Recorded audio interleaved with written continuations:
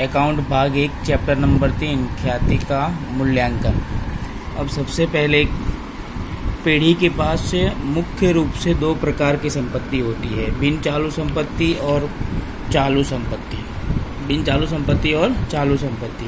बिन चालू संपत्ति में अदृश्य संपत्ति, अदृश्य संपत्तियाँ, अस्थायी संपत्तियाँ, दीर्घकालीन विनियोग का समावेश होता है। अदृश्य संपत्ति में ख्याति, पेटेंट, ट्रेडमार्क, कॉपीराइट आदि का समावेश होता है।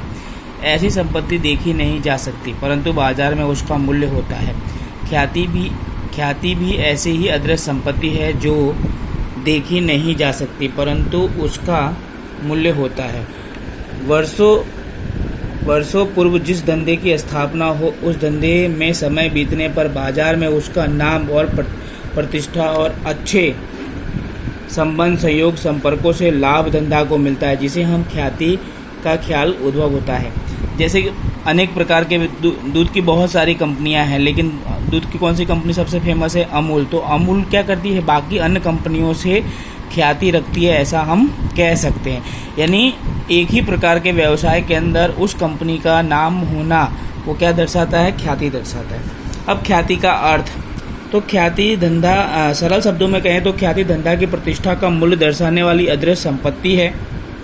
अपेक्षित लाभ से अधिक लाभ कमाने की धंधा की प्रतिष्ठा के मूल्य को ख्याति के रूप में पहचानते हैं।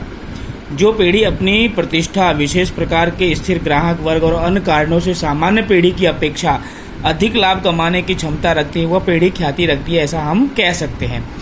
ख्याति के मूल्य का आधार पीढ़ी की लाभ कमाने की क्षमता पर निर्भर है। हानि हो तो उस धंधे में ख्याति का अस्तित्व नहीं होता है। ख्याति को पक्की तलपट में संपत्ति लेना पक्ष में बिन चालू संपत्ति के शीर्षक के अंतर्गत दर्शाया जाता है। कहने का मतलब क्या है कि लाभ कमाने की क्षमता और प्रतिष्ठा का मूल्य दर्शाती है। जो जितना पुराना धंधा होगा, लोग ज़्यादा ग्राहक लोग जानते होंगे तो वो दूसरे की अपेक्षा अधिक लाभ कमा सकता है। तो अधिक लाभ कमाने की क्षमता और प्रतिष्ठा, ये दोनों चीज़ों को क्या कहा जाता है? ख्याति कहा जाता है।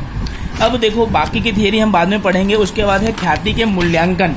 तो ख्याति के मूल्यांकन अगर एग्जाम में पूछा जाए तो ख्याति के मूल्यांकन की कितनी पद्धतियां हैं? 4। कितनी पद्धतियां हैं? 4 है।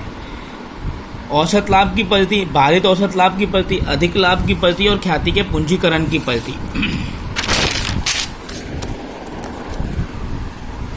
उसके बाद हम सबसे और ऐसे सवाल गिनने के लिए 5 पद्धति है।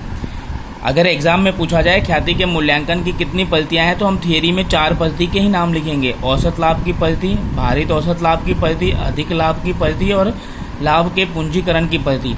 लेकिन हमें सवाल 5 पद्धति के करने हैं। एक ये मिक्स पद्धति है, अधिक लाभ का पूंजीकरण, जो हमने पढ़ा ना, तीसरा और चौथा दोनों को मिक्स करके बनाया है 5वीं पद्धति। लेकिन अगर एग्जाम में पूछा जाए तो हमें थियरी के में 4 पद्धति ही लिखना है। अब उसमें से आज हम 2 पद्धति पढ़ेंगे। सबसे पहली पद्धति है औसत लाभ की पद्धति। औसत लाभ की पद्धति, हाँ, इसका सवाल जो है वो 4 नंबर का आता है सेक्शन डी के अंदर। औसत लाभ की पद्धति, इसकी पहचान क्या है? तो तुमको लाभ दिया होगा, वर्ष और लाभ दिया होगा, तो लाभ में कमी वृद्धि हो या कभी हानि हो तो कौन सी पद्धति हो जाएगी? औसत लाभ। वापस से बता दे रहा हूँ, पहचान क्या है? लाभ में कमी वृद्धि, बढ़े घटे यानी, या कभी हानि हो तो कौन सी पद्धति हो जाएगी? औसत लाभ। सूत्र देखो, स्टेप 2 ही स्टेप में खत्म हो जाएगा। सबसे पहले हम निकालेंगे औसत लाभ, उसका सूत्र होगा कुल लाभ भाग्या वर्षों की संख्या। दूसरा स्टेप हो जाएगा ख्याति बराबर औसत लाभ गुणे खरीदी के वर्ष की संख्या। अब हम एक एग्जाम्पल देखते हैं, उदाहरण कि निम्नलिखित जानकारी पर से नीलेश और निकुंज की साझेदारी पीढ़ी की ख्याति की कीमत, पीढ़ी के अंतिम 5 वर्ष के औसत लाभ, यानी हमें 5 वर्ष का लाभ दिया हुआ है या हानि दिया हुआ है, लाभ हानि दिया हुआ है, और 3 वर्ष की खरीदी के आधार पर ख्याति गणना है। हमने देखा था, हम ख्याति निकालने के लिए हमें औसत लाभ और खरीदी के वर्ष की 2 चीज़ की आवश्यकता होती है। और औसत लाभ के लिए हमें क्या चाहिए? तो कुल लाभ भाग्या वर्षों की संख्या। तो ये तीनों चीज़ पहले हम इकट्ठा कर लेंगे।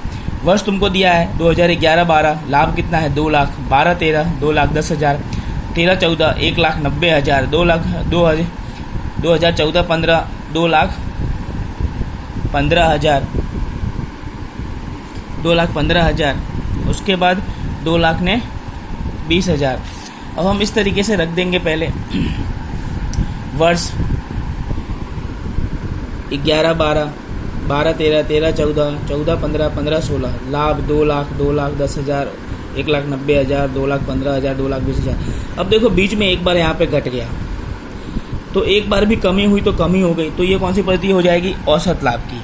हमने पहचान में देखा था ना, लाभ में कमी यानी औसत लाभ। तो हमें सबसे पहले क्या करना पड़ेगा? लाभ का टोटल करना पड़ेगा। कुल लाभ निकाला, कितना आया? 10,35,000। फिर स्टेप नंबर 1 में हमने रखा औसत लाभ बराबर कुल लाभ भाग्या वर्ष की संख्या। वर्ष की संख्या का मतलब है 1, 2, 3, 4, 5। ये लिखना नहीं है, तुमको समझाने के लिए मैंने रखा है कि 1, 2, 3, 4 और ये 5। तो वर्ष की संख्या में हम 5 ले लेंगे। उसके बाद ऐसे हम भाग देंगे, फिर कितना आ गया? 2,07,000। ये तुम्हारा औसत लाभ आया। हम क्या निकालेंगे? ख्याति। तो औसत लाभ गुणे खरीदी के वर्ष।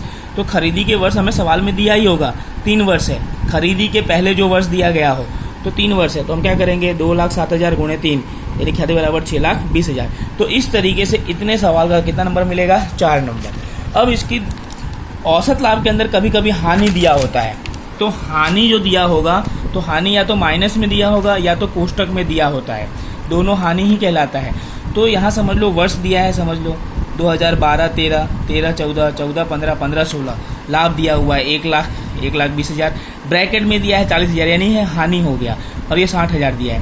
तो पहले हम क्या करेंगे? गणित के नियम के अनुसार जो लाभ है समझ लो उसको हम प्लस मानेंगे और हानि वाले को हम क्या मानेंगे? माइनस। तो गणित के नाम से लाभ हम क्या कर देंगे? प्लस कर देंगे, और ये माइनस को हानि यानी माइनस है वो हानि है उसको घटा देंगे। ये बताना जरूरी नहीं है, तो समझाने के लिए मैंने तुम डायरेक्ट लिख सकते हो घटा करके भी 2,40,000। उसके बाद ये भी कौन सी पद्धति हो जाएगी? एक बार हानि आ गई यानी कौन सी पद्धति हो जाएगी? औसत लाभ। तो औसत लाभ में 2 ही स्टेप होता है, एक तो औसत लाभ, तो कुल लाभ भाग्या वर्षों की संख्या। कुल लाभ में यानी कि 2,40,000, वर्षों की संख्या में 1, 2, 3, 4, हमने 4 ले लिया, फिर भाग दे दिया, ये इतना आ गया। अब खरीदी के वर्ष हमको दिया गया है यहाँ पे 5, तो हमने क्या कर दिया? 60,000 गुणे 5 यानी कि 3 लाख। बस ये हो गया। अब हम दूसरी पद्धति पे आते हैं, भारित औसत लाभ की पद्धति। दूसरी पद्धति कौन सी है? भारित औसत लाभ की पद्धति। इसकी पहचान क्या है? तो लाभ में सतत यानी कि लगातार कंटिन्यू वृद्धि हो या लगातार क्या हो? कमी हो, या तो लगातार बढ़े या तो लगातार घटे। तो उसके अंदर स्टेप नंबर 3 स्टेप में खत्म होते हैं। सबसे पहला स्टेप आता है कोष्टक बनाने का। हमें वर्ष दिया होगा, लाभ दिया होगा, भार हम अपने मन से 1, 2, 3, 4, 5 जहां तक हो वहां तक लिखना है। उसके बाद है भारित लाभ। तो भारित लाभ क्या हो जाएगा? लाभ गुणा भार, यानी कि ये लाभ का और भार का गुणा करके यहाँ लिखना है। अब ये भार का टोटल करेंगे तो कुल भार हो जाएगा, और भारित का टोटल करेंगे तो कुल भारित लाभ हो जाएगा। और स्टेप नंबर 2 में क्या आता है? भारित औसत लाभ। इसका सूत्र होता है कुल भारित लाभ भाग्या कुल भार।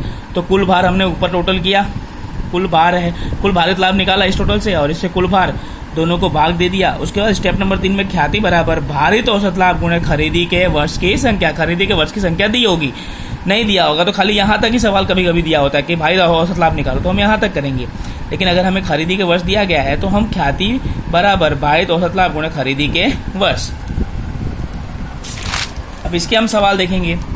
हमें वर्ष दिया गया है 12, 13, 13, 14, 14, 15, 15, 16, 16, 17।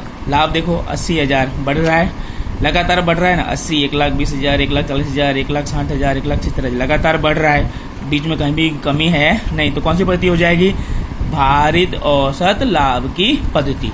अब यहाँ 3 वर्ष की खरीदी के आधार पर बोला गया है, तो सबसे पहले हम कोष्टक बनाएंगे वर्ष का, फिर लाभ का, फिर भार अपने मन से 1, 2, 3, 4 और 5 इन सब का टोटल कर दिया, कितना आ गया? 15। फिर इन दोनों का किया 80,000 गुणे 1 तो 80,000, 1,20,000 गुणे 2 यानी कि 2,40,000, 1,40,000 गुणे 3 यानी कि 4,20,000। इस तरीके से हम लाभ भारित लाभ का भी क्या करेंगे? टोटल करेंगे, तो इसको कहलाएंगे कुल भारित लाभ, इसको कहेंगे कुल भार। अब भारित औसत लाभ बराबर कुल भारित लाभ भाग्या कुल भार, भाग दे दिया। अब ये पॉइंट में आ रहा है, भले पॉइंट में है, हमें लिखना है तो 50 से ऊपर हो तो लास्ट में 1 रुपया क्या हो जाता है? बढ़ जाता है। तो हमने यहाँ पे बढ़ा दिया, खरीदी के वर्ष 3 दिया, गुणा कर दिया। ओके, अब इस तरीके के तुम्हें उदाहरण नंबर 1 से लेकर के 4 तक और स्वाध्याय में 4, 5, 6, 7 सवाल, इतने सवाल तुम्हें कल के रखना है। कल इसके बाकी की 3 पद्धतियाँ बता दूंगा, तो ये तुम्हारा चैप्टर कंप्लीट हो जाएगा सवाल का।